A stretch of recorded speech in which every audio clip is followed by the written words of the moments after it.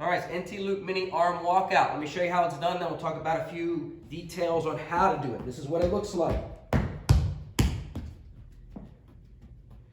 One more rep in real time.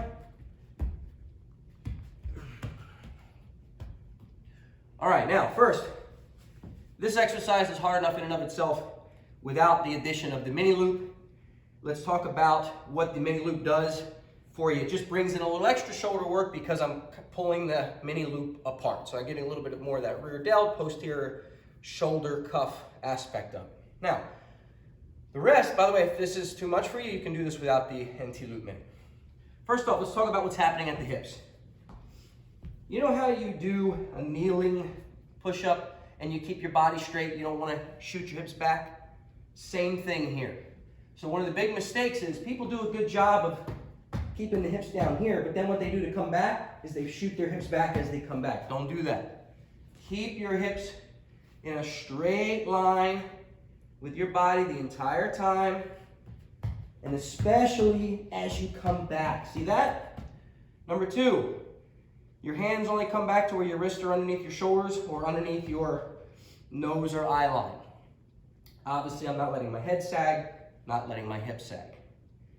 How far out do you go, or you go, is relative to your ability. How do we gauge that? Well, if you go out this far and you're just sagging and you can't control it, that's as far as you go. So maybe this is your range of motion. If you have a little bit more core control and shoulder stability, you go out a little further. A little bit more, you go out a little further. The further out I crawl my arms, the harder I make it here, and the harder I make it on my shoulders, because my shoulders have to not only drive into the ground to keep me up, right? This is shoulder flexion, this is shoulder extension. So I'm working on overhead shoulder flexion, having to control an overhead position, driving down. And because I'm having, this is where the real big shoulder stability comes into play. Every time I take a step, look, I'm on one arm. I'm on one arm, I'm controlling my whole body. I'm stopping myself from rotating, I'm controlling my wrist, I'm controlling this movement, scapular control.